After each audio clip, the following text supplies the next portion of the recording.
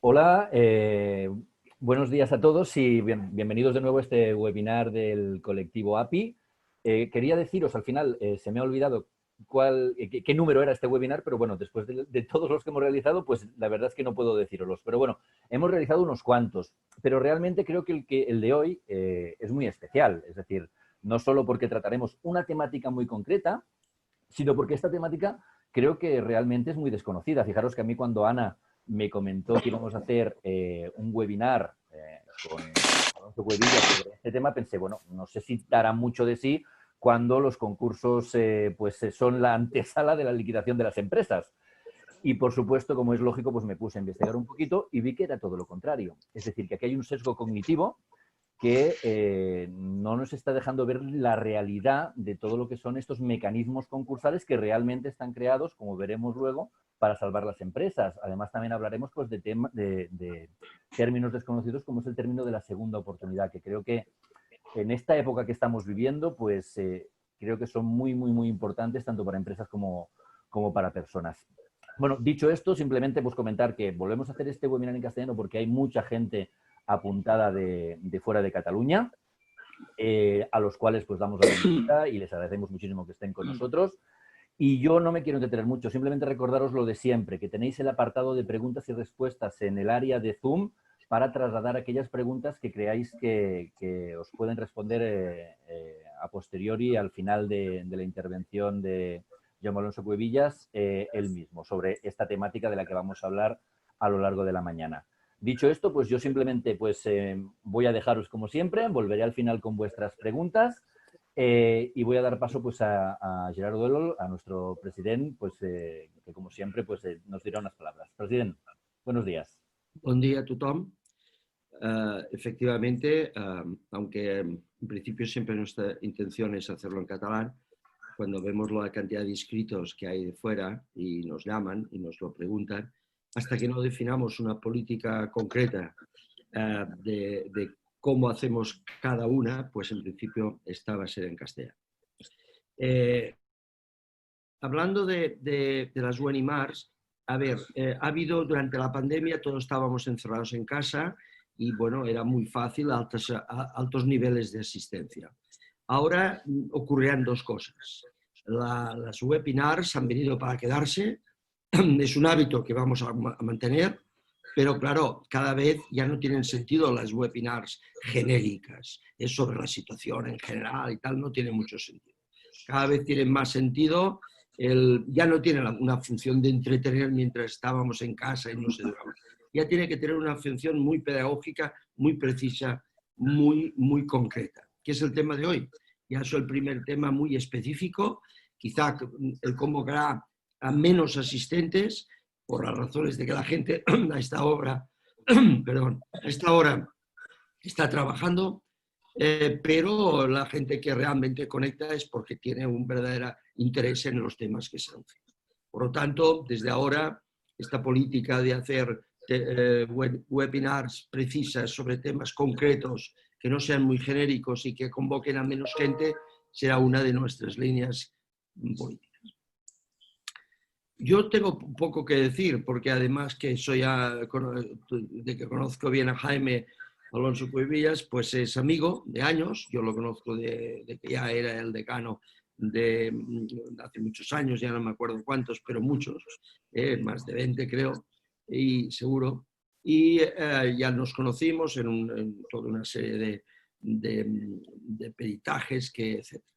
Desde entonces hemos mantenido una relación en épocas más intensas que en otras y por lo tanto para mí es un honor poder decir que estamos ante una persona que de su profesión, que es por la que está hoy aquí, de su profesión da clases magistrales.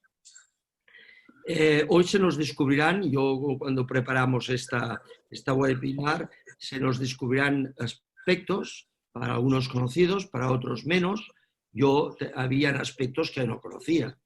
Todas las posibilidades que era lo que llamamos segunda oportunidad, que es una especificación concreta dentro de un proceso de todo el trámite procesal, que me sorprendió ciertos aspectos que según se pongan en orden de una manera o de otra, pueden tener unas consecuencias bastante interesantes para que se encuentra en unas dificultades como las de afrontar un procesado.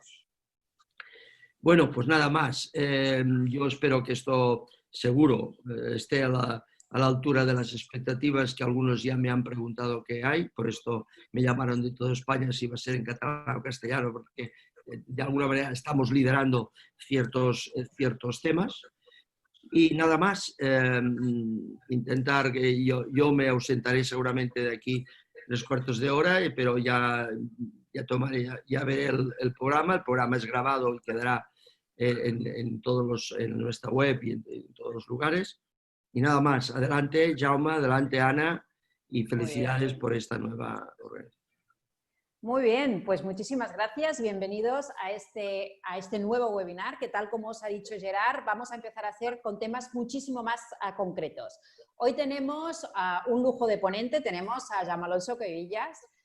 Él es licenciado en Derecho, evidentemente, es doctor también en Derecho y además es profesor de Derecho Concursal en la Universidad de Barcelona.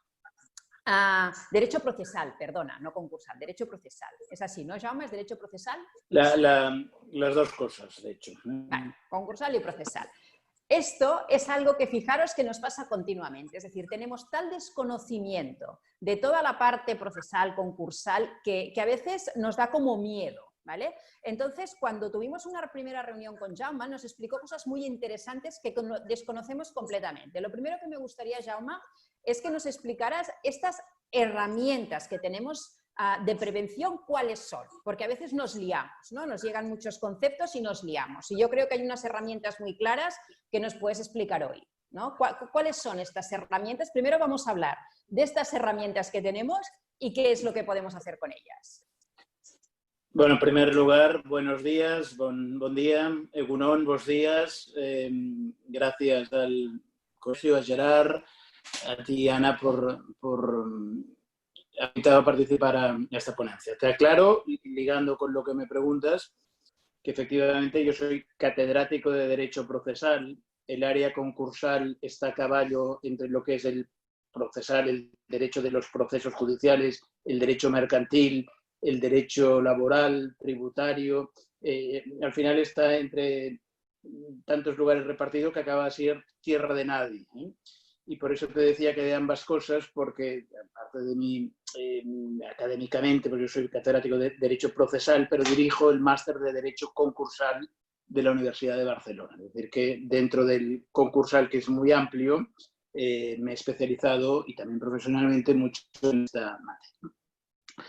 Cuando hablamos, y ahora ya entro en el tema, cuando hablamos de derecho concursal, de procesos concursales, en el mundo latino, que en el mundo anglosajón es muy diferente, nos viene a la cabeza el nombre de quiebra, de fallida, de falimento, ¿eh? Esto no sé si conocéis el origen histórico.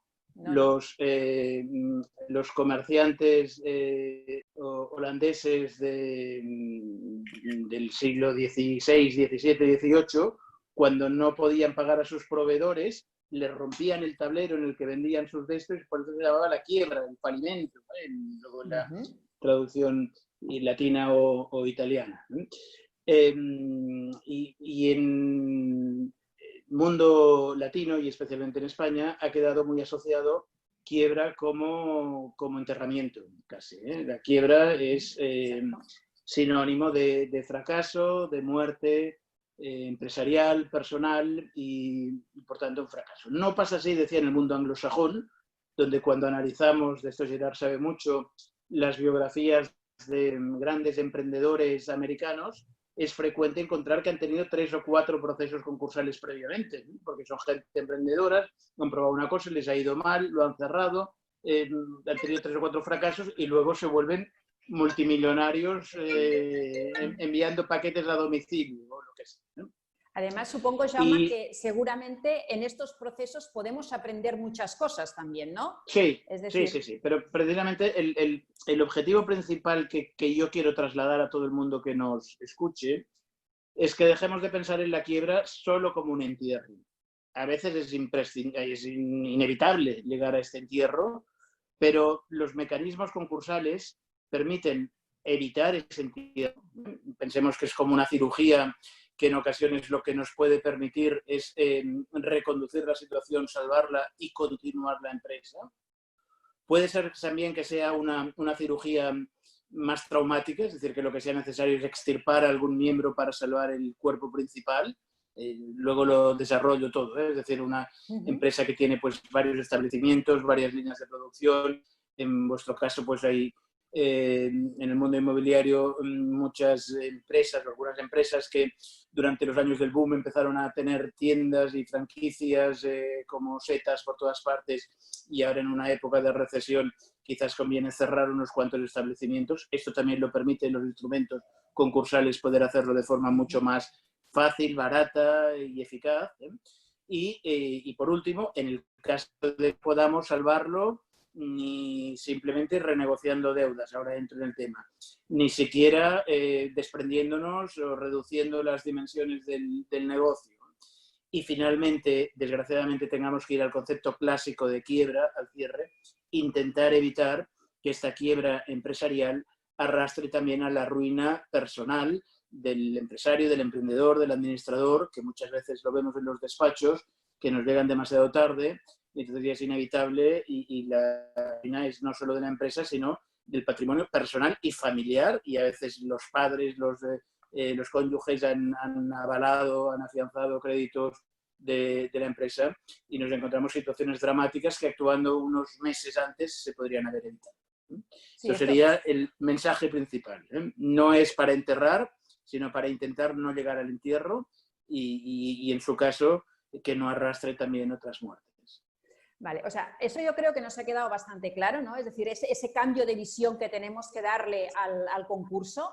Entonces, si empezamos por partes, ¿por dónde empezamos? Es decir, primero...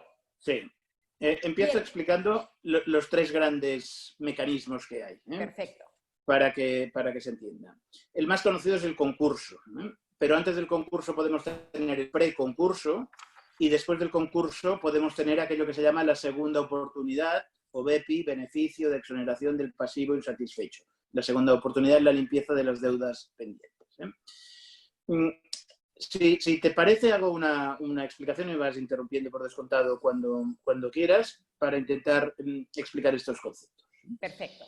La ley concursal, la ley vigente, obliga a cualquier empresario, y cuando hablo de empresario, la ley, y yo por tanto en mi alocución, lo engloba todo. Engloba la empresa y engloba el autónomo. Es decir, cualquier deudor, habla la ley, puede ser una empresa o puede ser un autónomo que opere a título personal, que en vuestro sector los hay muchos.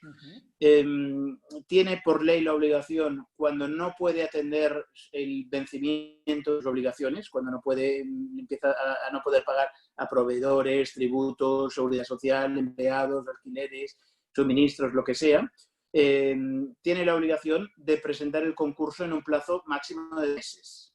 Tiene una obligación legal cuando prevea o deba prever. Y aquí hay que insistir en que la ley impone a cualquier empresario la obligación de ser un empresario diligente, y por lo tanto cuando sepa o hubiera debido saber. Dice, no, es que yo no sabía, no, disculpa, es que los números me los llevan otros, yo no entiendo. No, es su obligación saber. La ley le obliga a presentar el concurso. Perdona, Jaume, ¿siempre ha tenido que tener ya problemas de impago o puede ser que prevea esos problemas de impago pero no lo has tenido? En la situación actual nos estamos encontrando ya en los despachos muchos empresarios, muchas empresas que habían funcionado bien, pero que iban al día. Es decir, aquí hay empresas que están sobreapalancadas y entonces con grandes deudas, y entonces pueden pasar muy mal. Empresas que al revés, que tienen un colchón de decir, yo puedo cerrar un año, estas son las menos, pero las hay también. Yo puedo estar un año sin facturar porque tengo reservas suficientes, y la mayoría de empresas que van más o menos al día, que tienen las posibilidades de tesorería. En vuestro sector, además, es un sector en época de vacas flacas irregular, porque claro, en época de vacas gordas sí que se iba vendiendo y generando, ¿no? Pero ahora lo mismo, pues estoy pendiente de aquella operación, en cuanto se cierre me dará una inyección de tesorería importante, y tengo para aguantar 2 o 3 meses para pagar pues, el alquiler o la cuota de la hipoteca, los trabajadores, los suministros, tributos, etc. Decía, sea cual sea la situación, cuando tú ya no puedas no puedas atender regularmente tus obligaciones corrientes a su vencimiento, la ley te obliga a presentar concursos. Ahora, durante el COVID, no sé nunca si es el COVID o la COVID, lo oigo de todas formas, se ha aprobado, como sabéis todos, montones de decretos leyes. Estamos, de hecho, todos mareados. Yo, que tengo bastante costumbre de leer BOEs, Boletines Oficiales del Estado, nunca había leído tantos como ahora. Damos fe, aquí nos ha pasado exactamente igual. Tenemos un departamento de asesoría jurídica que está absolutamente loco con todos los BOEs que ha llegado. Todos vamos locos, porque además se han publicado a altas horas de la noche y entraban en vigor al día siguiente a las 00, a veces con menos de una hora, alguno de ellos importante, con menos de una hora de antelación. El 16, que es el que regula las medidas excepcionales en materia de justicia, de administración de justicia, tiene una previsión. Ahora estamos en trámite de enmiendas parlamentarias y yo creo que se va a corregir porque todo el mundo se ha dado cuenta que esto era un error. Tiene una previsión que dice, oiga, excepcionalmente, mientras dure esta situación, de aquí a final del año 20, usted empresario, usted autónomo, si está en esta situación en la que por ley no estaría obligado a presentar el concurso, ahora le exoneramos de esta obligación. Usted no debe presentar el concurso, no está obligado hasta enero del 21. Pero claro, esto es muy bonito, quedó muy bien cuando lo presentaron, pero esto contiene una trampa mortal, que es que cualquier empresario, autónomo, empresa, que deje de pagar a proveedores, y especialmente Hacienda y Seguridad Social, a los acreedores públicos, estos tardan 0,0 en embargarte. Y por tanto, es decir, muy bien, no estaré obligado por ley a presentar el concurso hasta enero, pero si me empiezan a embargar los saldos de las cuentas de Hacienda y de Seguridad Social, ya no podré pagar trabajadores, ya no podré, se monta un lío descomunal. Por eso, en esos casos de empresas, tal como me preguntabas antes, empresas que son viables, que puramente han tenido ahora, claro, llevamos 3 meses cerrados, y esto de la nueva normalidad no sabemos muy bien qué es y qué será. Hay miedo en el mercado. Recuerdo que esto lo he hablado muchas veces con Gerard, unos porque piensan que va a subir el precio, otros porque piensan que va a bajar. Nadie sabe muy bien lo que va a pasar porque la situación es excepcional. El mercado está un poco paralizado por el miedo paraliza. Esta frase es de Gerard, pero la asumo, el miedo paraliza. Entonces, es posible, es decir, llevamos, o muchas empresas llevan 3 meses sin facturar y desgraciadamente no creo que a partir del 21 de junio ya volvamos a la situación en la que estábamos el 14 de marzo, porque habrá muchas operaciones que entonces estaban en trámite, habrán decaído, la gente tendrá miedo, habrá que empezar visitas y hasta que no se materialice. Por tanto, pueden pasar 3, 4, 5, algunos meses sin recibir un flujo de tesorería de ingresos. Entonces, para esta gente es muy recomendable el preconcurso. El preconcurso no es un concurso, pero tiene la ventaja de que cuando tú presentas este preconcurso, la principal ventaja es que paralizas las ejecuciones. Tú anuncias al juzgado, oiga, entro en preconcurso, quiere decir, voy a intentar renegociar con mis acreedores. Voy a intentar, mediante quitas o esperas, mediante rebajar las cuantías que debo o aplazarlas o fraccionarlas y aplazarlas en el tiempo, voy a intentar recuperarme. Por tanto, primero voy a intentar llegar a un convenio con mis acreedores. O voy a intentar, simultáneamente, una refinanciación bancaria. Porque a veces el problema es que estoy muy endeudado, he de pasar deudas de corto a largo, movimientos o las dos cosas simultáneamente. Es decir, cuando un empresario, ya no repito más para no cansar, empresario, sociedad o autónomo, se encuentra en esta situación, el preconcurso es ideal porque de entrada le mantiene esta parálisis. Yo sé, actualmente son 4 meses, la regulación hoy vigente dice que son 3 meses para negociar y 1 mes más para presentarlo al concurso, pero también aquí hay un consenso, y supongo que se corregirá durante la tramitación parlamentaria, de que este tiempo es insuficiente, especialmente ahora, en la situación en la que nos encontramos, y se está hablando de alargarlo a 1 año. Por tanto, yo las he pasado canutas porque llevo no sé cuántos meses que no cierro operaciones, que por tanto no facturo, pero yo creo que me puedo rehacer si tengo margen. Entonces yo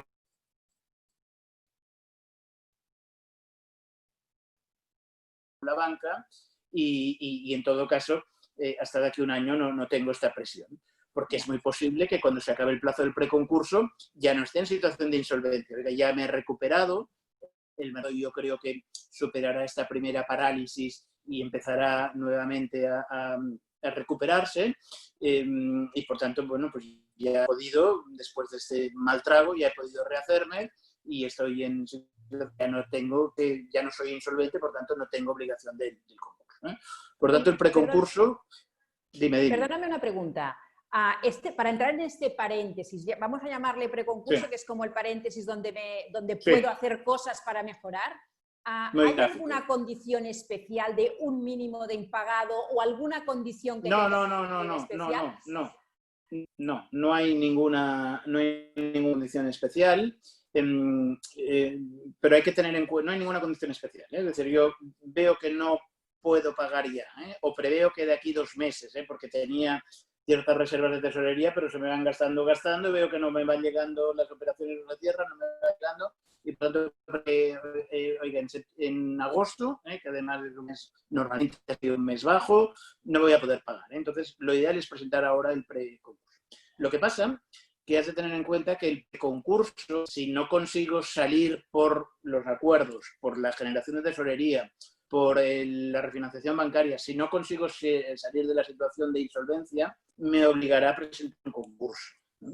Que es de lo que hablaremos seguidamente. Pero todavía en sede de preconcurso o paréntesis, como gráficamente lo has definido,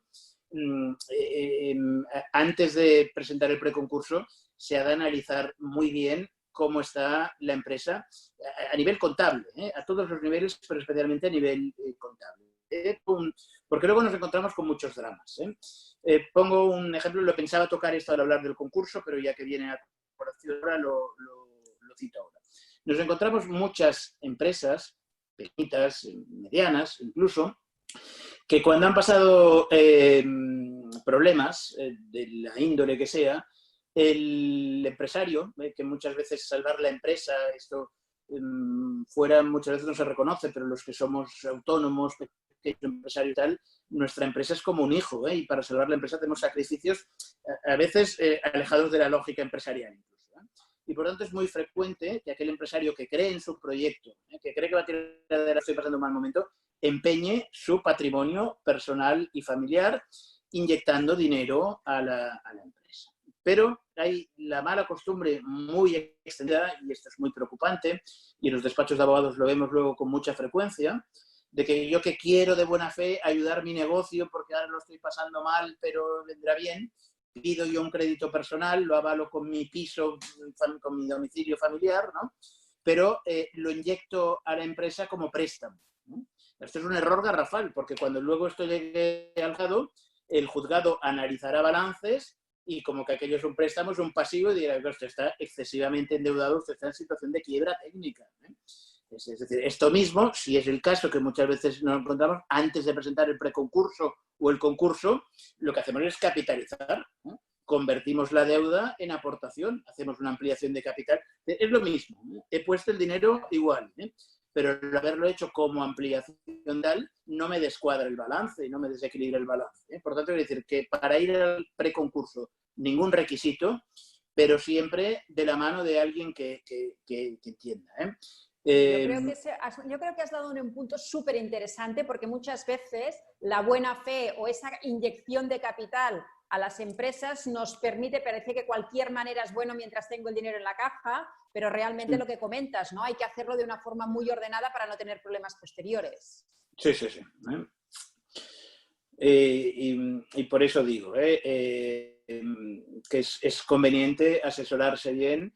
El concursal es una especialidad muy complicada porque es muy transversal, se debe saber derecho, economía, contabilidad, tributario, laboral, entonces hay abogados, creo que en vuestra junta tenéis alguno de muy bueno, hay abogados que se dedican al concursal, pero claro, como que ahora será negociar a todo el mundo, recordad que en los 2000 y poco todo el mundo se dedicaba al sector inmobiliario, y había profesionales y había intrusos. Dentro de los asesores profesionales nos encontraremos ahora mucha gente que se dedicará al concursal sin tener una verdadera experiencia al respecto. Por tanto, preconcurso en cualquier momento, pero previamente asesórate bien, porque si luego no puedes salvar y has de acudir al concurso, que no te condicione. Muy bien. Es decir, hemos entrado en este preconcurso, que es este paréntesis que le comentábamos para intentar renegociar, para intentar salir, a ver si realmente mejora la situación y puedo salir. Hemos dicho que eran 4 meses, pero que seguramente se podría ampliar, a lo mejor en este periodo, ¿no? No sabemos sí, parece ser que hay un consenso a ampliarlo. Ampliarlo. Porque... Vale, ahora, y en el preconcurso vamos a suponer que hemos terminado, ¿y cómo podemos salir de este preconcurso? Del preconcurso podemos salir de 2 formas. O absolutamente limpios, es decir, porque este paréntesis me ha permitido, vía renegociación, vía refinanciación o vía generación de ingresos, he salido de la situación de insolvencia, ya puedo atender regularmente mis obligaciones, ya no debo, por tanto se ha acabado el asunto, no hay que hacer nada más, o si no, cuando se acabe el plazo del paréntesis, tendré que ir al concurso. Y entonces, si te parece, explico muy brevemente el concurso. Yo sé que entre la gente que nos está escuchando, porque también me ha contactado gente que me iba a escuchar y tal, hay algunos que son abogados y otros que no. Entonces ya aclaro que hoy no voy a entrar en aspectos técnicos. El que tenga interés, doy una jornada de un seminario, webinar también en el Colegio de Abogados de Barcelona de aquí unas semanas, que este será técnico, dedicado a los especialistas, ¿no? Pero creo que vamos a centrarnos en lo que le interesa al público general, es decir, cualquier agente de la propiedad inmobiliaria ciertos conocimientos jurídicos tiene, pero no necesariamente concursales. Vamos al concurso. El concurso, lo primero que hay que decir es que tiene 2 fines, dos fines, 2 caminos de salida, 2 puertas de salida posibles, que son el convenio o la liquidación. Siempre que vamos a un concurso, vamos a intentar, como primera alternativa, el convenio. ¿Qué tiene el concurso? Que me facilita mucho poder salir más airoso. Poder conseguir ese convenio es el objetivo, pero además del concurso me da muchas ventajas para la reestructuración empresarial. La ventaja final será llegar a ese convenio con los acreedores, que mediante quitas y esperas pues pague un 70% de las deudas a 5 años, que esto es un oxígeno vital. Pero aparte de esto, el concurso te permite, por ejemplo, la venta o cierre de unidades productivas. Es decir, el supuesto aquel que teníamos del que cuando le han ido bien las cosas ha abierto tiendas o franquicias por todas partes, ¿no? Y ahora tiene que cerrarlas, pero eso es complicado. A través del concurso puede fórmulas más fáciles para sacárselas de encima, sea por cierre, sea por traspaso, que le permiten mantenerse, por tanto, con una estructura acorde con la situación. Permite también el concurso resolver datos gravosos. Todos más o menos tenemos rentings, leasings.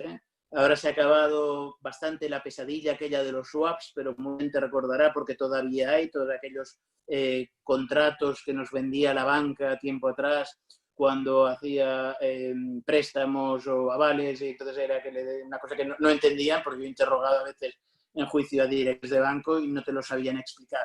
Eran collares de seguro, de subida y bajada de tipo de... Bueno, más de bajada que no de subida, de tipos de interés. Todos estos contratos, normalmente, en los que hay una parte más fuerte, la financiera del renting, del leasing, el banco, y un empresario, pero que al final en esta relación somos como un pequeño consumidor al lado de estos monstruos, ¿no? Suelen llevar aparejadas grandes cláusulas de penalización. Si tú intentas fuera del concurso resolver un leasing, el de la fotocopiadora, el del coche, el de lo que sea, el de la máquina que no sé qué, suele llevar aparejadas unas penalizaciones de resolución tremendas. Esto dentro del concurso se soluciona sin penalización o con penalizaciones mínimas en el peor de los casos. Pensamos que en el concurso, ligo con lo siguiente y hago el comentario. La tercera gran ventaja es en el ámbito laboral. En el ámbito laboral, y ahora es donde iba a decir, en el concurso rige como principio rector lo que se llama el interés del concurso. Cuando un empleador tiene que despedir a un trabajador o hacer un expediente de regulación temporal o definitivo de ocupación, de empleo, y va a un juez social, un juzgado social, en los juzgados sociales prima el principio pro operario, a favor del trabajador. La jurisdicción social es tuitiva, es protectora, sobreprotectora incluso del trabajador. En el concurso, cuando hay que hacer la idéntica operación laboral, la va a dirigir y resolver un juez que no se guía exclusivamente por el principio pro-operario, defensa, tutela de los derechos del trabajador, que también, pero sino principalmente por el principio de interés del concurso. Y el interés del concurso es, sobre todo, la continuidad empresarial, que la empresa pueda continuar, los intereses del resto de acreedores, además de trabajadores y seguridad social.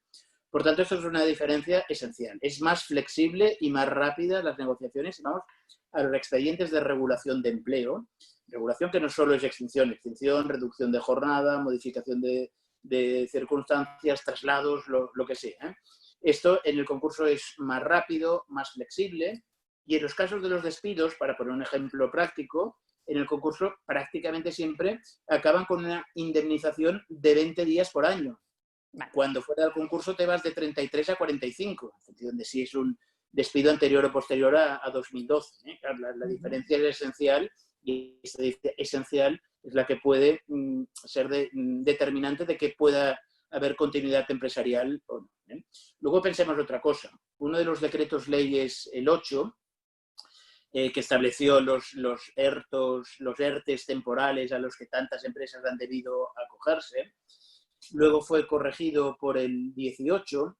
El primer decreto ley, el de los ERTES, los expedientes de regulación temporales, decía, muy bien, usted podrá hacer este expediente temporal y entonces quedará así. Pero asume usted el compromiso legal, la obligación, por tanto, aunque la ley le diga el compromiso, cuando es un compromiso legalmente impuesto es una obligación, de no despedir durante los 6 meses siguientes.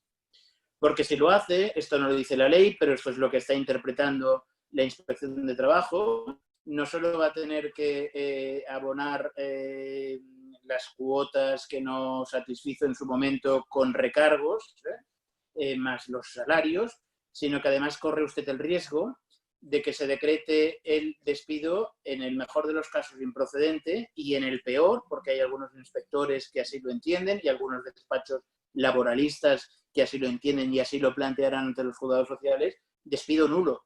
Claro, si es despido nulo, quiere decir que le tengo que pagar además todos los salarios de tramitación. Por tanto, es posible que tengamos empresas que han tenido que acogerse a expedientes temporales y que ahora vean la necesidad de tener que despedir despidos objetivos, acogerse a expedientes definitivos por causas económicas. La única forma de poder librarte del riesgo de que te digan despido improcedente o nulo, sanciones, todo lo que hemos dicho, por no haber respetado el plazo de los 6 meses, es el preconcurso. El preconcurso o el concurso, cualquier situación concursal. Vale. Esto es muy importante también para aquellas empresas que, pese a que hicieron el ERTE y confiaban en que luego podrían tirar bien, pues que ven que el mercado no acaba de arrancar y que se ven en esta necesidad. Por lo que tenemos en cuenta que puedo negociar con acreedores, que puedo resolver esos contratos gravosos, que puedo desprenderme de establecimientos o unidades productivas en unas condiciones más ventajosas y que si tengo que hacer reestructuraciones laborales las haré en unas condiciones mucho mejores. Todo esto el concurso te lo facilita y esto es lo que nos tiene que llevar al cambio de mentalidad inicial. Decir, oiga, no pensemos el concurso como un entierro. Primero, quizás con el paréntesis lo salvamos, pero si no el concurso, con todo esto podemos llegar a un convenio y salvar la empresa. Una pregunta, Jaume. Comentabas todo del pacto con los acreedores, ¿no? Es decir, que podemos tener problemas para pagarlo. En un concurso, ¿qué podríamos llegar a pactar? ¿Podríamos llegar a pactar, pues te pago un 80%, te pago más a plazos? ¿Qué tipos de pactos son los más habituales con los acreedores en un concurso? Hasta del 10% he visto, ¿eh? O sea, quita del 90%. ¿Eh? Esto depende. Normalmente el acreedor, y hay que tener varios tipos de acreedores, hay una tipología. Los que nos dedicamos a esto, como Chance, que he visto que estaba conectado, yo sabemos perfectamente que en la práctica tenemos varios tipos. El acreedor público es insensible. O eres tú, o le debes 1.000 millones y entonces ya hablas directamente con la dirección regional, pero si eres un pequeño, mediano empresario, el acreedor público normalmente es inflexible, no quiere ni saber nada. El acreedor financiero, el acreedor bancario, normalmente tiene suficientes garantías. Es otra cosa, que tiene suficientes garantías porque ya se ha procurado de buscar avales personales, hipotecas, etc. Otra de las características del concurso es que muchas veces puedes dejar sin efecto garantías sobrepuestas. Con mucha frecuencia, cuando estás con con un crédito personal y el banco oxígeno y renegociación, te dice, muy bien, pero tendremos que hacer una hipoteca. Entonces, en el sede del concurso, cuando se constata que esta hipoteca es para salvar un crédito preexistente, se considera que esta operación de un acreedor potente, privilegiado en el sentido económico de la palabra, perjudica la par conditio creditorum, la igualdad de trato de los acreedores. Entonces, se acostumbran a anular estas hipotecas sobrepuestas a deudas preexistentes, por ejemplo. Entonces, has de negociar con los acreedores públicos, con los bancos y después con todo el resto de... Hay más categorías, pero simplifico, con todos los laborales por otro lado y con todo el resto de acreedores. Los acreedores normales, los acreedores ordinarios, saben, y si no se lo dicen sus abogados, que más vale apoyar un convenio, porque si no apoyan el convenio la empresa irá a liquidación y entonces no verán nada.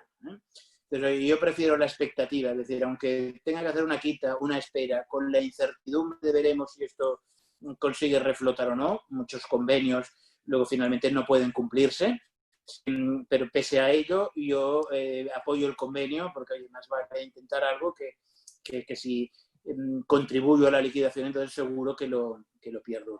Por tanto, se puede llegar a hacer de todo. Una pregunta, Jaume. ¿La figura del administrador concursal dentro del concurso, qué papel juega exactamente? Papel relevante. Pensemos que los jueces llevan muchos concursos, resuelven proceduralmente, pero no llegan a todo. Entonces, la ley concursal prevé que se nombra para cada concurso un administrador concursal, que es abogado, economista, o últimos tienen tendencia a la gente que tenemos la doble titulación de abogados y economistas, o sociedades que integren abogados y economistas, y esa es como una especie de comisario del juez para el concurso aquel concreto. Y ese es el que, por tanto, entrará en la empresa, analizará, tendrá que hacer un informe sobre por qué esta empresa está en situación de insolvencia, tendrá que detectar si ha habido algún tipo de fraude o de negligencia, lo que decía, que esta empresa ya estaba sobreendeudada, luego hablaré otra vez de este tema, tendrá que analizar e informar al juez, tendrá que hacer un informe, tendrá que hacer la foto fija del momento que se presenta el concurso de cuáles son los activos y cuáles son los pasivos, cuál es el inventario de bienes y derechos y cuáles son las deudas de diverso tipo, con privilegio especial, ordinario, subordinado, crédito contra la masa. Bueno, esto ya es más técnico, pero tendrá que hacer esta foto fija de activos y pasivos, un informe médico-económico al juez sobre las causas por las que esta empresa autónomo ha llegado a situación de insolvencia, que luego pueden determinar, que es de lo que hablaremos también luego, responsabilidades al administrador. Es una sociedad, luego este tema lo abordaremos también. Por tanto, el papel del administrador concursal es muy, muy relevante. Por eso, ahí yo he trabajado mucho también como administrador concursal y ahí también notas mucho cuando el abogado de la concursada es alguien que se dedica a esto o no, porque si es alguien que se dedica a esto, enseguida hay mucho entente. Primero, pues nos conocemos todos, ¿no? Y segundo, porque hablamos y sabemos lo que hay que hacer. Entonces, cuando actuamos como abogado de la concursada, bueno, mimamos al máximo al administrador concursal, mimamos en el sentido de que le facilitamos todo el trabajo hecho, es decir, que no, claro, intentar que la cosa vaya lo mejor posible, porque en el caso de que vayamos a convenio tendrá que hacer un informe sobre la viabilidad, sobre el plan de viabilidad de la empresa, que muchas veces son muy fantasiosos, porque hay muchas empresas en concurso que el plan de viabilidad dice, mire, voy a despedir a la mitad de los trabajadores, cerrar la mitad de los jardines, voy a reducir los gastos a la mitad, pero facturaré el doble. Vale, felicidades, pero ¿cómo lo va a hacer esto? Es decir, que entonces hay que procurar ir muy de la mano del administrador concursal, porque al revés, desde la óptica del administrador concursal, me he encontrado con abogados que porque no saben o no se dedican o por lo que sea, no me han hablado antes y cuando me lo presentan digo, esto no lo puedo defender ante el juez. Es un papel muy relevante. Perdona solo una pregunta. En el preconcurso, evidentemente, no tengo administrador concursal. No, en el preconcurso no. Lo que pasa, también hay un clamor por parte de la doctrina concursalista, y seguramente será una enmienda que se puede introducir en el proceso, de que durante el preconcurso se puedan avanzar algunas de las actuaciones del concurso, concretamente las ventas de unidad productiva y estas de reestructuración, porque desde los juzgados mercantiles, los jueces mercantiles y los foros ya además especializados de expertos, nos damos cuenta que muchas veces se podría haber remontado la insolvencia si estas operaciones que hacemos en el concurso las pudiéramos haber hecho durante el preconcurso. Pero en la regulación actual no hay administrador concursal y por tanto es solo el paréntesis, ¿no? Vale. Y ahora se está estudiando la posibilidad de avanzar que alguna de estas operaciones de reestructuración que se pueden hacer en el concurso se puedan avanzar en el preconcurso, nombrando como una especie de preadministrador concursal. Está en estudio esto y probablemente salga algo. Hoy por hoy no, pero hay bastante consenso al respecto. Vale. Si te parece, seguimos, porque ya hemos dicho perfecto. Que el objetivo, el plan A es llegar a convenio con todas estas cosas que podemos hacer. Desgraciadamente, este plan A no siempre es posible y si la empresa no acaba en convenio, acabará en liquidación. Entonces, aquí es muy importante que en el caso de que la empresa acabe en liquidación, por tanto, se va a tener que liquidar todo por subasta, por venta directa, como sea todo su patrimonio, y la empresa desaparecerá del mundo jurídico, desaparecerá absolutamente. Es muy importante evitar que este cierre empresarial, esta liquidación de la empresa, arrastre al administrador de derecho o al administrador de hecho, porque muchas veces el que es administrador de derecho no deja de ser un empleado, y consta que hay un titular real, a veces por cuestiones familiares, pero a veces por cuestiones de que el titular real, el que tiene la mayoría del capital, el que toma verdaderamente las decisiones, no es el que aparece como administrador formal. En el concurso, si las cosas van mal, el administrador concursal y el Ministerio Fiscal, lo que pasa es que el Ministerio Fiscal se dedica a otras cosas normalmente y de esto se ocupa poco, el administrador concursal puede hacer una calificación culpable del concurso. Y esto puede comportar que se condene al administrador, insisto, de derecho o de hecho, al administrador formal o al administrador real, a tener que responder personalmente del pasivo insatisfecho, de todas aquellas deudas que no haya sido posible cubrir con la liquidación de la empresa. Claro, normalmente vosotros lo conocéis muy bien, porque uno de los aspectos más sangrantes es el tema inmobiliario. Una casa que vale 100, un inmueble que vale 100, cuando se liquida judicialmente, se acaba obteniendo 50 en el mejor de los casos, o 40 o 30. Entonces resulta que yo que debía 100 y tenía un patrimonio de 100, con los gastos de intereses, no sé, el concurso paraliza los intereses. Mis deudas de 100, si no he ido a concurso, se han elevado a 200 y mi patrimonio de 100 se ha convertido en 50, con lo cual lo he perdido todo y encima debo 150. Esto es muy frecuente. Por tanto, si vamos a liquidación, si desgraciadamente tenemos que ir a liquidación, primera cosa, evitar la declaración de culpabilidad que nos podría comportar tener que responder con nuestro patrimonio personal y familiar, no el afectado. La cosa es que yo ya haya utilizado un inmueble para avalar crédito. Eso es otra cosa que ya he dicho que se puede estudiar en el concurso, la forma de intentar solucionarlo. Pero decir, no, aquel patrimonio que tenía yo mío no afecto a mi actividad empresarial, a mi actividad inmobiliaria, pero que en el concurso me podían hablar. Usted debe responder de todas las deudas y he visto aquí verdaderos dramas. Y sigo con el capítulo que nos queda, la segunda oportunidad. Vale. La segunda oportunidad, cuando tenemos foros en el sector siempre decimos que es la gran desconocida, porque pese a ser una ley de 2015 no se ha explicado suficientemente y no se ha explicado bien. Cuando desde medios públicos, de administraciones, se han hecho campañas que se han hecho, se ha puesto el énfasis, que también es importante, en la segunda oportunidad para consumidores sobreendeudados, cierto, pero no olvidemos que para consumidores también afecta esto a autónomos y administradores societarios o personas, es decir, a insolvencias derivadas de la actividad empresarial, sea directamente porque soy el administrador, porque soy el empresario o porque he afectado con mi patrimonio o el de mi familia a la actividad empresarial. La segunda oportunidad que en otros países anglosajones, pero países Alemania, Francia, tienen unas cifras espectaculares. En España es poco conocida, incluso nos encontramos en el sector jurídico, cuando hacemos charlas de estas más divulgativas para abogados que no son especialistas, a veces nos lo abogados de familia o abogados generalistas no la conocen tampoco suficientemente siempre. La segunda, la conocida como segunda oportunidad, que en realidad es el BEPI, beneficio de exoneración del pasivo insatisfecho, tiene por objeto esto. Oiga, usted ha tenido un fracaso empresarial, por tanto, usted tendrá aquella parte de patrimonio que tenga afectada, tendrá que responder. Se le va a liquidar a usted el patrimonio. Aquí, con la salvedad de lo que es la vivienda habitual, puede salvarse en determinadas condiciones, pero en general usted, el patrimonio que tenga, sí que deberá responder de sus deudas personales.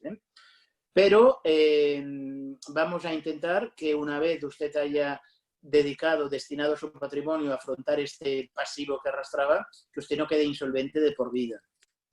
Y eso lo vamos a hacer mediante el BEPI. Entonces, este BEPI, este beneficio de exoneración del pasivo insatisfecho, se puede obtener de dos formas. De una forma inicial, esto solo afecta a personas físicas, obviamente, y hay que haber pasado el peaje del concurso previo, que es un concurso más acelerado. Y todavía otro peaje recomendable, que también está en estudio si se mantiene o no, que es el acuerdo extrajudicial de pagos. Es decir, usted ha de ponerse en manos de un abogado especialista en la materia, ha de intentar un acuerdo extrajudicial de pagos. La experiencia nos dice que se consiguen entre ninguno, es decir, los porcentajes de éxito en el acuerdo son reducidísimos y si no tendrá que ir al concurso consecutivo que rápido, pero el objetivo es llegar a este BEPI. Y este BEPI usted lo podrá obtener de dos formas. De forma inicial, si usted ha conseguido atender determinados créditos que marca la ley, el crédito contra la masa, es decir, aquel que se ha generado después de la declaración de concurso, que normalmente en el caso de personas físicas es pequeño, porque aquí los honorarios de la administración concursal son muy reducidos y normalmente en el caso de personas físicas es pequeña, salvo que haya derivaciones de responsabilidades tributarias o laborales. Se ha conseguido pagar el crédito contra la masa y lo que se llama el crédito de privilegio general, entonces le damos, ya acudió en su momento a un acuerdo extrajudicial de pagos, cumplió los requisitos y reúne el requisito de buena fe, es decir, que no, usted no es un concurso fraudulento, no ha sido condenado por delitos de carácter patrimonial. Las personas físicas, si están en el paro, que no ha rechazado usted una oferta de trabajo acorde con su capacitación, requisitos de buena fe que normalmente se dan, ¿no? Entonces, ya en este momento inicial, si he podido pagar estas cosas, ya quedó, ya salgo mi carta de libertad de usted exonerado. En caso de que no sea posible, porque muchas veces, especialmente en el caso del autónomo o del empresario al que le han derivado responsabilidades, aquí hay gran parte de crédito laboral y crédito público, tesorería de seguridad social y agencia tributaria. En el caso de que no pueda acogerme a este BEPI inicial, porque puedo pagar ya la mayor parte de los créditos, o como mínimo los créditos públicos y tal, entonces me tendré que acoger a un plan de pagos. Plan de pagos a 5 años, hay una directiva en virtud de la cual se acabará reduciendo a 3 años, pero hoy la regulación es de 5. Y ese plan de pagos comporta, primero lo enuncio y luego lo explico, porque cuando lo enuncio las caras que veo siempre son de mareo. Quiere decir que se han de destinar en este plan de pago la mitad de los ingresos inembargables. Para saber qué son los ingresos inembargables hay que acudir a la ley de enjuiciamiento civil y a una serie de disposiciones que se han ido dictando estos últimos años.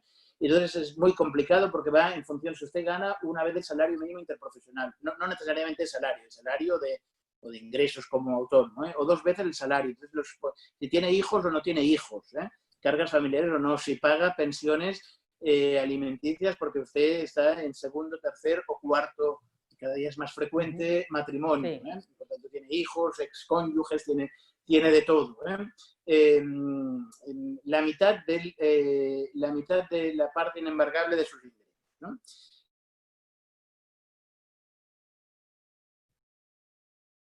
En ingresos promedio de 3.000 euros al mes, esto le comporta dedicar algo menos de 400. Digo algo menos de 400, que puede ser menos incluso si tiene muchos hijos, si tiene muchas cargas. Pero en general no llegará, en los casos más elevados, estará cerca de los 400, pero no llegará. Quiere decir que si en el momento inicial no pude atender crédito contra la masa herido, normalmente es poca cosa, pero no pude atender el crédito privilegiado porque tenía deudas laborales y públicas que no pude atender y no pude obtener el BEPI inicial, aquí sí que podré, acogiéndome a este plan de pagos y durante estos 5, que acabarán siendo 3, supongo, años, destinar la mitad de mis ingresos no inembargables, los 400 de los 3.000, al cabo de los 5 años tendré esta carta de libertad. Al cabo de estos 5 años, que serán 3, tendré el beneficio de exoneración del pasivo insatisfecho, que incluirá también, según ha interpretado el Tribunal Supremo, el crédito público, que muchas veces intervendrá. Ahora la nueva ley concursal que ha entrado en vigor quiere corregirlo, pero ya los jueces mercantiles están mirando cómo le dan la vuelta a esta perniciosa previsión del legislador. Y esto es el panorama completo. Hemos hablado del preconcurso, paréntesis inicial, concurso con todas las reestructuraciones que podemos hacer para acabar, ojalá en convenio. Si acabamos, desgraciadamente, en liquidación, que no haya una calificación culpable que nos arrastre. Y para la persona física, la posibilidad de darse a este BEPI, a esta segunda oportunidad. Vale, mira, iba a hacer este resumen que has hecho tú ahora, o sea que fantástico. Te iba a preguntar una cosa, hemos hablado del preconcurso, que eran estos 4 meses. ¿El concurso normalmente qué tiempo máximo tiene? No hay tiempo máximo. No hay tiempo máximo. Un concurso abierto de 2009. Vale. Y algunos tardan menos de un año. Dependes de muchos factores. Dependes del juzgado. El juzgado, es decir, no es lo mismo los juzgados de Tarragona o Girona, por ejemplo, que están muy colapsados, que los de Barcelona. En los de Barcelona, los de nueva creación van más rápido que los más antiguos. Algunos juzgados son más ágiles que otros. Es decir, que en Madrid todavía hay más disparidades entre los diversos En el resto de España pues hay sitios que funcionan muy bien. Murcia, por ejemplo, algunos de los de Alicante, y otros sitios que es dramático. Pero es que además depende de si tienes que hacer dentro del concurso ERIS o no, si hay que resolver estos contratos de swap renting o no, si hay operaciones operaciones de rescisión, anular estas hipotecas sobrepuestas por la banca, si acabamos en convenio o liquidación. La liquidación a veces es rápida, pero a veces es muy lenta, en función de cuáles sean los activos a liquidar. En el concurso de las personas físicas, por ejemplo, para el que te hace llegar al BEPI, la experiencia promedio es que está cerca del año, no acostumbra a llegar, pero depende, no se pueden dar parámetros. Otra pregunta clásica es el coste. Entonces, el coste siempre es muy inferior, es decir, el coste tampoco se pueden dar parámetros, porque depende si hay trabajadores o no hay trabajadores, si vamos a convenio, si vamos a liquidación, si hay ERES, es decir, depende de muchísimos factores, pero siempre al final los números son mucho más rentables que si he afrontado la crisis sin pasar por el concurso, seguro. eso seguro. Muy bien, pues yo te voy a hacer una última pregunta porque veo que hay bastantes en el chat y daremos paso a Sergi porque lo interesante es que pueda responder a las preguntas de la gente que nos está escuchando. Y te voy a hacer una última pregunta. Vamos a suponer que yo tenía mi negocio, he tenido que entrar en concurso, por desgracia se ha tenido que liquidar el negocio y yo he cogido una segunda oportunidad. ¿Podría yo montar un negocio igual que el que tenía antes o lo tengo prohibido o tengo alguna limitación? No, puedes. Y ojalá, y además el espíritu de la norma es que te vaya lo mejor posible, porque si te va lo mejor posible podrás cumplir el plan de pagos y podrás, por tanto, pagar todo aquello que quedó pendiente. El espíritu de la segunda oportunidad, oiga, que lo que decía de la cultura anglosajona, usted ha fracasado, pero como sociedad apostamos por usted para que pueda reemprender haciendo lo que sepa. Claro, lo que no es normal es que pues, si no me ha ido bien esto, que ahora me ponga a fabricar chocolatinas. Es decir, que no es mi materia, y que le vaya a usted muy bien y que lo pueda pagar todo. Vale, perfecto. O sea que sí que realmente la segunda oportunidad podrías decir, voy a seguir haciendo lo que es una segunda oportunidad, claro. Es que si no nos hemos encontrado muchas veces gente... Claro, una cosa que no he dicho y que es importante, es decir, antes he apuntado el hecho de que la ley ahora exige de la posibilidad de la obligación de presentar concurso hasta el 1 de enero. Pero digo, pero esto es una trampa porque empezaron a caer en barcos. Y luego he hablado en otro momento de mi intervención, he hablado de la posibilidad de que el concurso sea calificado como culpable. Breve apunte al respecto. El concurso puede ser calificado como culpable, es mucho más complejo, simplifico al límite, por fraude, y porque, bueno, es que ya los ves, hay gente que tiene cara de pirata y es pirata y lo ves, y me he encontrado concursos en que el administrador, 3 meses antes de presentar el concurso, uno de una promoción inmobiliaria que ha hecho, ha vendido por un precio ruin, sin intereses, sin garantías, a sus hijos 2 inmuebles por debajo.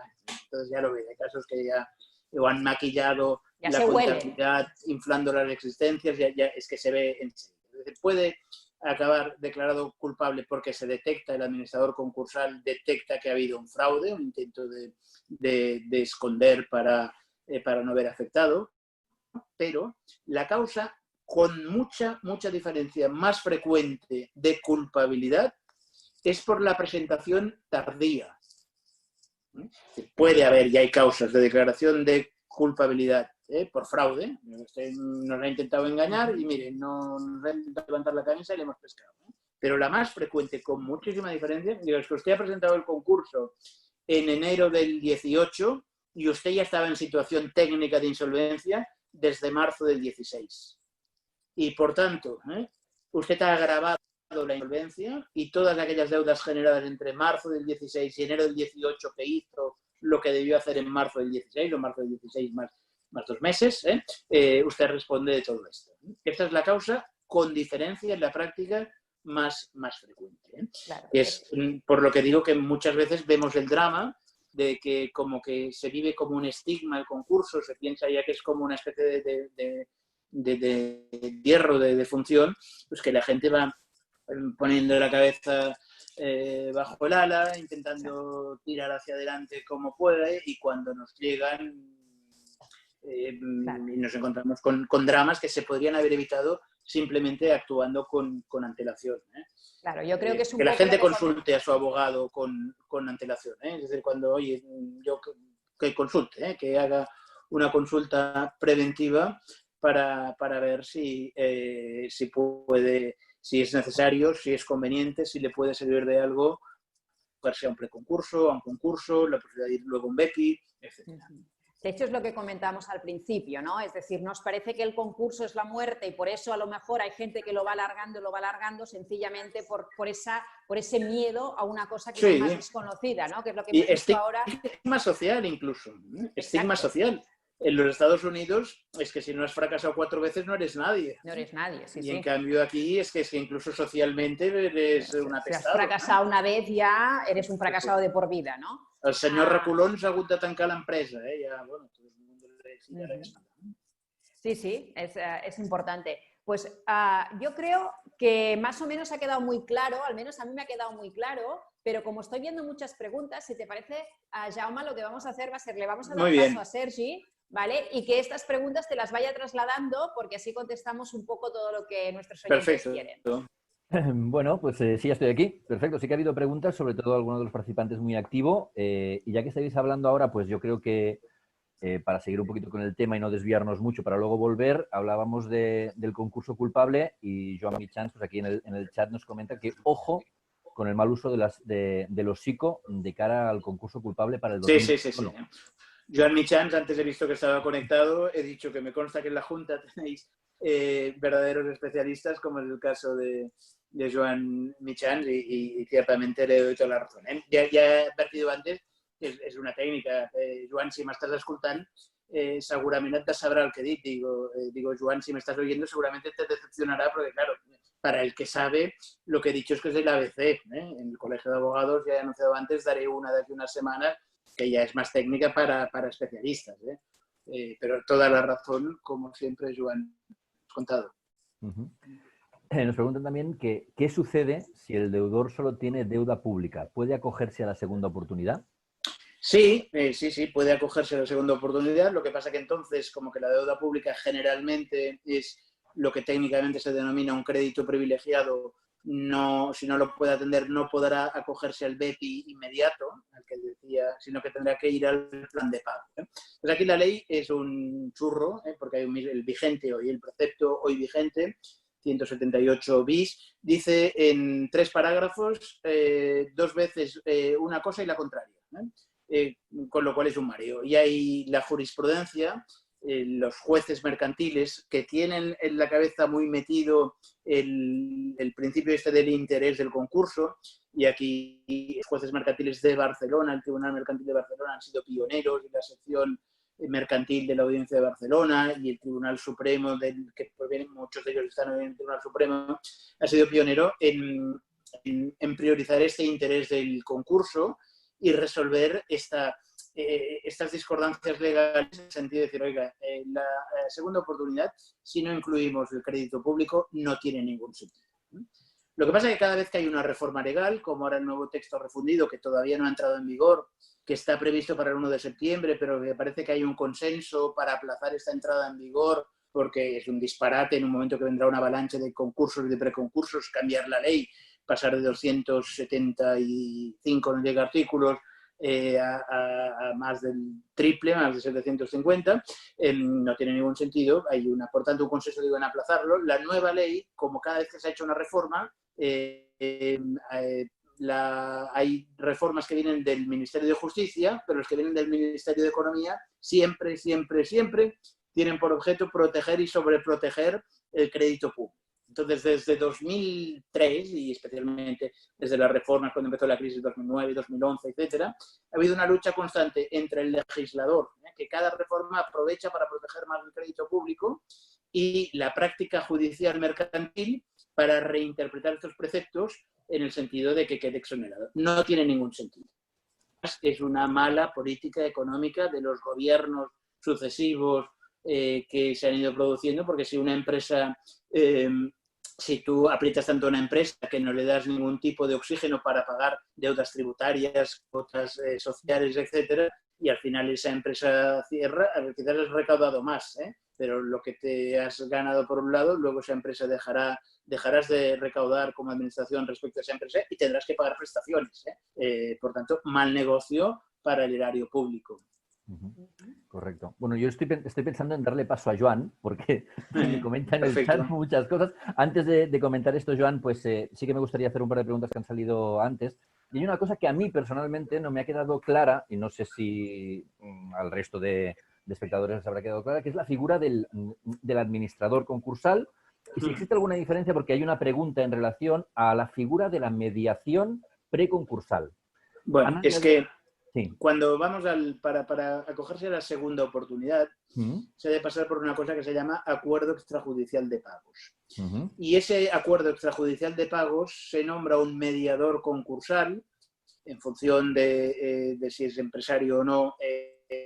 Será nombrado por la Cámara de Comercio o por vía notarial, ¿no? Y ese administrador, ese mediador concursal, si no consigue el acuerdo extrajudicial de pagos, que la experiencia nos dice que es prácticamente imposible o muy difícil obtenerlo, luego, si reúne las condiciones, se convertirá en administrador concursal. Si reúne las condiciones, quiere decir si es abogado o economista, porque a veces ha sido el propio notario quien ha hecho esa función de mediador concursal, y entonces cuando él no consigue el acuerdo y por tanto ha de trasladarlo al juzgado para que se proceda a iniciar el concurso, el llamado concurso consecutivo, que nombrar un administrador concursal que no será el mediador, que era el notario. Pero si el mediador nombrado en su momento ya reúne la condición de abogado o economista, las condiciones legalmente exigidas para ser administrador concursal, pasará de mediador a administrador. Pero además nos da otro problema, porque es que está tan pésimamente retribuida la figura del mediador concursal que en la práctica se intenta que se nombre y van renunciando uno y dos. Yo he hecho en alguna ocasión de esta figura de mediador concursal porque me lo ha pedido algún juez cuando empezó y teníamos que desarrollar los primeros concursos para ver cómo iba y tal, y he llegado a devengar unos honorarios de 17 euros por un trabajador increíble. Por lo tanto, está mal regulado, renuncia a uno, renuncia a otro. De hecho, hay algunas de las enmiendas que ahora se están discutiendo, que tiene por objeto que si hay dos renuncias, que ya se considere intentado sin efecto el acuerdo extrajudicial, y otra enmienda que se presenta, es decir, cuando no haya patrimonio que liquidar, directamente nos ahorramos este trámite, que la práctica ha demostrado que es superfluo, absurdo, y que es una pérdida de tiempo y de energías que nos aleja el objetivo final, que es el BEPI. Perfecto. Bueno, pues seguimos con Joan, que nos pregunta, me comenta que pregunte sobre el concurso express, las ventajas o desventajas que tiene el concurso express, declarar y archivar el concurso al mismo tiempo. ¿Ventajas? Sí. Claro, es que me da a mí hasta vergüenza que me escuchen verdaderos especialistas, porque la píldora que hemos tenido que hacer es tan... Claro. Que, yo dirijo un máster concursal que dura 2 años, y cuando hacemos cursos de formación para abogados que ya saben algo, son de 16 a 30 sesiones, ¿no? Y aquí en una horita es muy difícil. El concurso express es aquel concurso que se declara y archiva en el mismo momento. Es la forma más eficaz de liquidar una empresa. Es decir, a veces tienes empresas que has de liquidar, el procedimiento mercantil societario de liquidar una empresa es mucho más complicado, y la fórmula mucho más eficaz es el concurso express. Presentas el concurso, pero el juez ya analiza que como que no hay activos que liquidar, como no hay nada, directamente en el propio auto declara y archiva. Eso es muy eficaz, pero aquí vuelvo a insistir que quien crea que está en la situación, que se ponga en contacto con Joan Michans, conmigo, con alguno de los muchos abogados especialistas en la materia, porque corres el riesgo de que no se interprete así, y entonces sí que se haga calificación.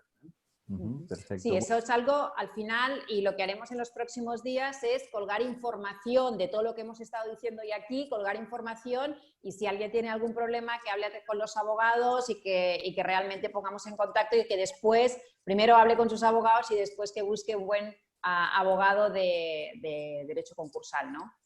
Que es importante. Bueno, lo haremos hoy y después lo colgaremos, y a partir de, yo creo que el lunes estará colgada más información de todo esto que hemos dicho hoy.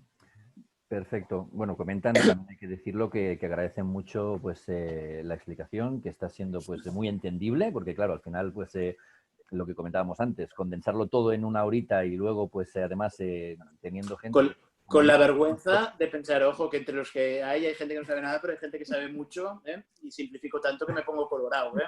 Me imagino. Bueno, claro, pero para los que somos, por ejemplo, pues totalmente neófitos en el tema, yo creo que está siendo muy interesante. Que, bueno, nos llevaría otro debate, es que yo creo que debería haber cierta formación jurídica en la educación básica. A mí me enseñaron la fórmula de la pirita y no me ha servido en mi vida para nada.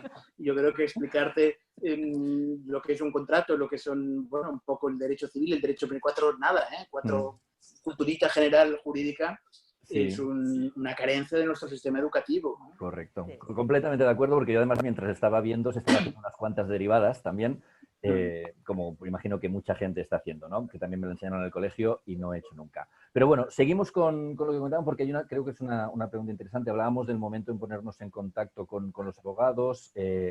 Rebeca pues, nos pregunta ¿cómo sé si es momento de poner en marcha un mecanismo concursal en mi empresa? Si hay algún tipo de indicador.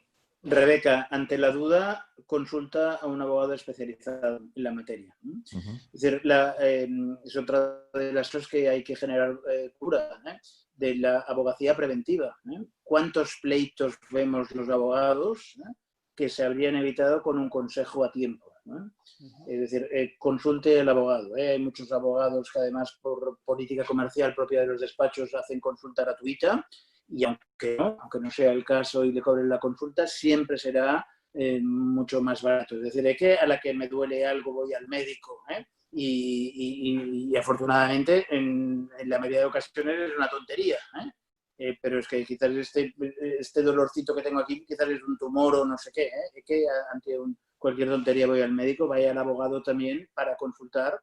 Más vale que ni que sea por la tranquilidad, o que diga, no, ojo, que esto es serio y hay que proceder ya. Correcto, perfecto. Vamos a una pregunta de Juan José Taboada, que nos pregunta, hola, ¿qué sucede cuando hay una hipoteca legal o un leasing sobre un activo y la oferta en fase de liquidación no cubre la deuda?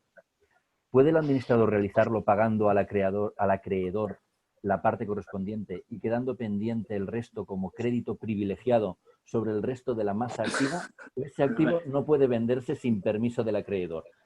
Bueno, ya creo vamos, que es un nivel muy superior. Técnica. Esta es propia de la jornada que tendremos en el Colegio de Abogados de aquí poco. Y además creo que la propia pregunta encierra muchos conceptos que la mayoría de gente que nos escucha le habrá costado seguir. Una de las diferencias de la liquidación concursal respecto a la liquidación judicial, es decir, el mismo inmueble embargado y subastado en un procedimiento judicial normal de reclamación de cantidad o en un procedimiento concursal, es el tipo de la subasta. Cuando vamos a una liquidación, a una subasta en sede judicial, estamos limitados por una serie de tipos mínimos que fija la ley de enjuiciamiento civil. En función de si es vivienda habitual, no es vivienda habitual, nos vamos del 50, 70%, etc. En el ámbito concursal, al final como que la liquidación acaba imponiéndose, es más sofisticado de lo que digo, mucho más complejo, pero acaba imponiéndose la liquidación sin tipos. Aprovecho para meter otro tema que no tiene nada que ver. Para la gente que quiera invertir, las subastas concursales son una buena oportunidad de negocio. Actualmente se hacen mayoritariamente a través de un portal del BOE, un portal oficial. Ahora esto va a quedar suspendido durante un tiempo porque prevén que pueda estar desbordado. Hay también algunas plataformas privadas.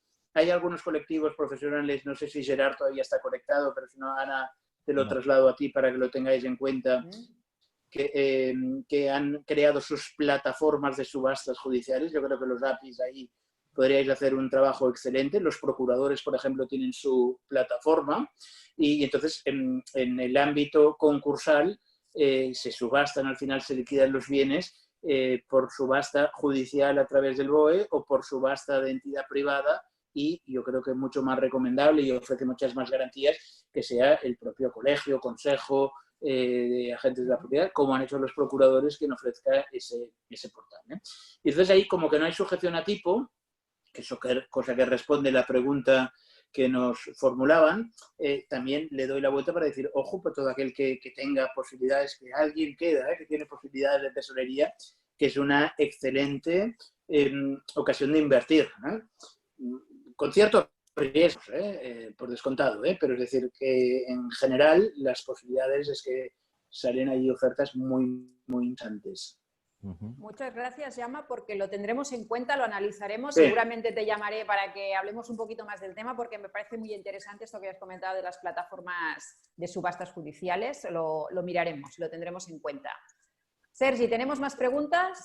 Solo ¿O una ya no- más, que es solo una más, que creo que es rápida porque además me la he saltado sin querer. Y la pregunta Marta, perdona Marta, pero entre todo el chat, el apartado de preguntas y todo, pues me la he saltado simplemente.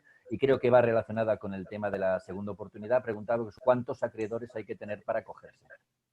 2. Dos.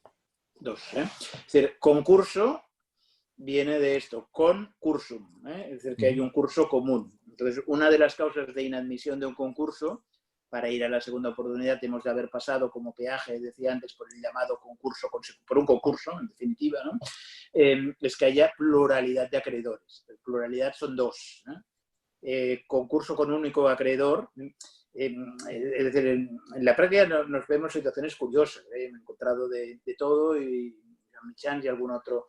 Creo que Juan José se llamaba la persona que ha preguntado antes, ¿no? Que por Correcto. el técnico de la pregunta, que también es un especialista en la materia, también lo habrá visto. Nos encontramos de todo, desde quien el acreedor, que cuando tiene un crédito que no le pagan, amenaza a su deudor, es que te voy a hacer el concurso necesario.